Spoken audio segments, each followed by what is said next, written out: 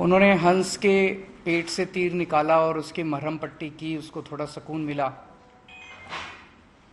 इतने में सिद्धार्थ गौतम का चचेरा भाई देवदत्त दौड़ा दौड़ा आया और उसने कहा कि ये हंस मुझे वापस कर दो, ये मेरा हंस है, मैंने इसको तीर मार के गिराया। तो सिद्धार्थ गौतम ने कहा नहीं, मैंने इसको बचाया है, ये मेरा हंस है। दोनों भाई लड़ते लड़ते राजा के पास गए। राजा ने कहा भाई दोनों भाइयों को दूर खड़ा कर दो और हंस को बीच में रख दो, जिस तरफ हंस जाएगा हंस उसी का। सो हंस को बीच में रखा गया और हंस सिद्धार्थ गौतम के पास गया जिसने उन्हें बचाया था देवदत्त से, तो वो डर गया और हंस उसी का हो गया। तो तब से ये कहावत प्रचलित है कि मारने वाले से बचाने वाला ज़्यादा बड़ा होता है। आज दिल्ली के अंदर भी वही हालत है। एलजी साहब और बीजेपी वाले रोज तीर पे तीर मार रहे हैं दिल्ली की जनता को, रोज उनको तंग कर रहे हैं, रोज उनके काम रोक रहे हैं, रोज उनकी ज़िंदगी खराब कर रहे हैं। और आम आदमी पार्टी और हम लोग उन पे मरहम लगाते हैं और मैं उनके परिवार का हिस्सा बन के उनकी मदद करने की कोशिश करता हूं दिल्ली के लोगों की। सबसे ज़्यादा दुख हुआ जब कुछ दिन पहले उन्होंने योगा की क्लासेस बंद कर दी। एलजी साहब ने और बीजेपी ने मिलके दिल्ली के अंदर जो 17,000 लोग योग किया करते थे, उन 17,000 लोगों को योग करने से रोका गया। हमारा तो टारगेट था कि हम 17 लाख लोगों को योग कराएंगे, लेकिन इन्होंने उसको 17,000 लोग जो योग करते थे उनको भी रोक दिया। इन्होंने कहा कि योगा टीचर्स की तनख्वाह नहीं दी जाएगी, योगा टीचर्स को क्लासेस में जाने से रोका गया। मतलब योग करने से कौन रोकता है? ये तो योग, किसी कोई योग कर रहा हो उसको रोकना तो पाप है। हमें बहुत दुख हुआ, लोगों को बहुत दुख हुआ, लोगों के व्हाट्सएप, पूरी दिल्ली के अंदर लोगों में बहुत गुस्सा था कि यार ये कैसे लोग हैं जो योग करने से लोगों को रोकते हैं। तब मैंने बहुत लोगों से बात की और सबने मिलकर ये तय किया कि हम दिल्ली के अंदर योगा की क्लासेस बंद नहीं होने देंगे। एक तरह से जैसे उसने देवदत्त ने तीर चलाया था हंस के ऊपर, एलजी साहब ने और बीजेपी वालों ने तीर चलाया था दिल्ली की जनता के ऊपर कि योगा की क्लासेस बंद करेंगे। हमने तीर निकाला, मरहम पट्टी की और हमने तय किया कि दिल्ली के लोग मिलके किसी हालत में योगा की क्लासेस बंद नहीं होने देंगे। योगा की क्लासेस शुरू हुई दोबारा, मैंने कहा भाई मैं कहीं से लेके आऊँ, पैसा लेके आऊँगा और योगा की क्लास से योगा टीचर्स को मैं तनख्वाह दूंगा, कहीं से तनख्वाह ला के दूँ। तब से योगा की क्लासेस चल रही हैं। वापस 2 दिन के लिए बीच में बंद हुई थी, वापस योगा की क्लासेस चालू हो गई हैं। मेरे पास वीडियोज़ आते हैं, मेरे पास तस्वीरें आती हैं, मुझे बहुत अच्छा लगता है देख के। सुबह शाम योगा की क्लासेस चल रही हैं। मेरे पास कई लोगों के मैसेजेस भी आए हैं कि हम इसके लिए कंट्रीब्यूट करना चाहते हैं। कुछ चंद लोगों ने कहा है कि हम इसका सारा खर्चा उठा लेंगे, वो तो हो ही सकता है, पर आज मेरी इच्छा है कि ज़्यादा से ज़्यादा लोग इसमें भागीदार बने, ज़्यादा से ज़्यादा लोग कंट्रीब्यूट करें। तो मैं आज एक फ़ोन नंबर जारी कर रहा हूँ, ये व्हाट्सएप नंबर है, ये फ़ोन नहीं उठेगा, व्हाट्सएप मैसेज भेजिए। इसका मकसद ये है कि एक योगा टीचर को हम सुबह शाम योगा कराने के लिए 15,000 रुपये महीना देते हैं, मात्र 15,000। 15,000 रुपये क्या होता है? कुछ भी नहीं होता आज की डेट में। 15,000 रुपये महीना देते हैं हम। जो लोग एक टीचर की या 2 टीचर की या 3 टीचर की तनख्वाह उठाना चाहते हैं, वो मुझे लिख के, मेरे को पैसे नहीं चाहिए आपके, वो मुझे व्हाट्सएप पे मैसेज भेजें कि जी मैं एक टीचर की, कोई ये ना कहे मैं 10,000 रुपये देना चाहता हूँ, वो ये कहे कि मैं एक टीचर की तनख्वाह उठाना चाहता हूँ, मैं 2 टीचर की तनख्वाह उठाना चाहता हूँ, मैं 4 टीचर की तनख्वाह, और ये मैसेजेस मेरे को भेजें। हम महीने के अंत में उनको टीचर्स का नाम बता देंगे, वो हमें चेक दे दें और हम टीचर्स को या टीचर्स से उनके हाथ से हम चेक दिला देंगे।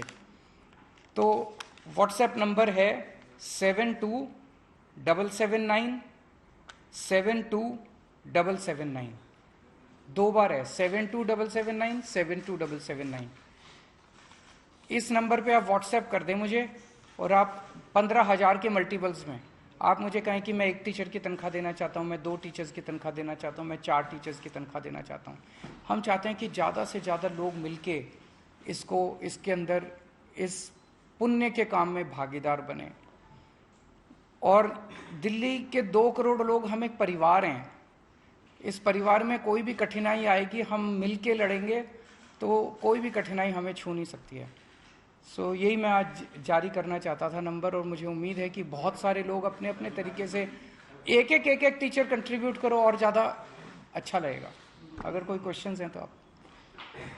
सर, इससे अलग बीजेपी लगातार आरोप लगा रही है, खासकर अभी थोड़ी देर पहले बीजेपी की एक प्रेस कॉन्फ्रेंस हुई थी, उन्होंने आपके लिए डीएडी शब्द का इस्तेमाल किया, कहने दो, क्या फर्क पड़ता है, बीजेपी कहती रहेगी। मैं बीजेपी से पूछना चाहता हूँ, कोई 5 काम बता दो जो आपने 15 साल में किए हो। कोई 5 काम बता दो जो 15 साल में एमसीडी, चलो 5 मत बताओ, 2 ही काम बता दो जो तुमने 15 साल के, मतलब 24 घंटे बैठ के मेरे को गाली देते हैं, ढोंगी है, राक्षस है, आतंकवादी है, खालिस्तानी है, ये क्या राजनीति है? आपने कहीं बीजेपी की आएगी, बीजेपी वाले बहुत आधार क्या है, सीटों का बहुत कम आंकड़ा, 10% भी दिया। देखिए, लोग नेगेटिव राजनीति पसंद नहीं करते, लोग काम पसंद करते हैं। खासकर पिछले 7-8 महीने से जिस तरह से जो नए एलजी साहब आए हैं, इन्होंने और बीजेपी ने मिलकर दिल्ली के लोगों की जिंदगी नर्क करने की कोशिश की है। लोग इसको पसंद नहीं कर रहे। आप काम रोकते जा रहे हो, काम रोकते जा रहे हो, काम रोकते जा रहे हो, जनता देख रही है, और हम काम करते जा रहे हैं, किसी तरह से लगे हुए हैं, किसी तरह से लगे। अब योग भी रोक दिया, बताओ, योग भी रोक दिया। योग कौन रोकता है यार, पाप है बहुत बड़ा। आपने योगा क्लासेस भी रोक दी, और फिर आप चाहते हो कि लोग आपको वोट दें। कैसे वोट देंगे लोग? आपने काम क्या किया है? खुद भी काम नहीं करते, दूसरों को भी नहीं करने देते, केवल गालियां देते हो, गालियां देते हो। लोग नेगेटिव राजनीति पसंद नहीं करते। आप ये बताओ, आपने 15 साल में क्या काम किए, 5 साल में क्या करोगे?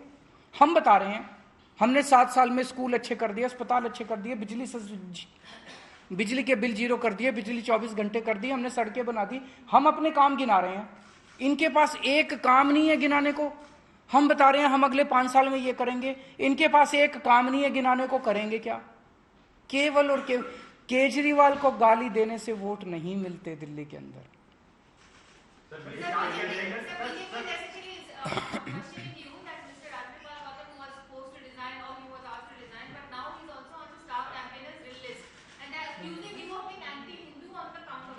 सो इस बात पे वोट मांग रहे हैं वो, इस बात पे वो चाहते हैं, तो जनता तय कर लेगी कि उनको वोट मिलेंगे कि नहीं मिलेंगे। 7 को नतीजे आ रहे हैं ना, 7 को नतीजे आ जाएंगे। मतलब वो वोट किस चीज पे मांग रहे हैं? इस चीज, केजरीवाल राक्षस है, केजरीवाल ये इस चीज पे वोट मांग रहे हैं वो। आजकल वो एक स्टार प्रचारक को लेके आए हैं, वो सुकेश चंद्रशेखर। वो मैं तो उनसे मतलब वो आजकल वही सेम भाषा सीख रहा है वो, इसकी जो बीजेपी वालों के। बीजेपी वाले भी अपनी प्रेस कॉन्फ्रेंस में कहते हैं केजरीवाल का लाइट डिटेक्टर टेस्ट होना चाहिए। वो भी कहने लग गया कि तो वो बिल्कुल ट्रेन हो गया बीजेपी में शामिल होने के लिए। किसी भी दिन हो सकता है कि ये लोग शामिल करा लें, और उसे तो स्टार प्रचारक बनाना चाहिए, क्योंकि आजकल मैंने सुना मोदी जी की सभाओं में भीड़ भी नहीं आ रही है। बड़ौदा में उन्होंने वो किया था अभी रोड शो, 700 लोग थे उनके रोड शो में। सारे चैनलों को फ़ोन किया गया इसको लाइव मत दिखाना क्योंकि बेइज्जती हो जाएगी। तो अब जैसे मोदी जी जब रोड शो करते हैं, एक गेट पे वो खड़े हो जाते हैं, दूसरे गेट पे अब सुकेश चंद्रशेखर को खड़ा कर लेना चाहिए। उसको देख के भीड़ तो आएगी, कम से कम उसकी मनोहर कहानियां, उसकी इतनी कहानियां हैं ठगी की, उसको सुनने के लिए भीड़ आएगी, लोग उसको देखने के लिए आएंगे। कम से कम बीजेपी की सभाओं में भीड़ तो होने लगेगी।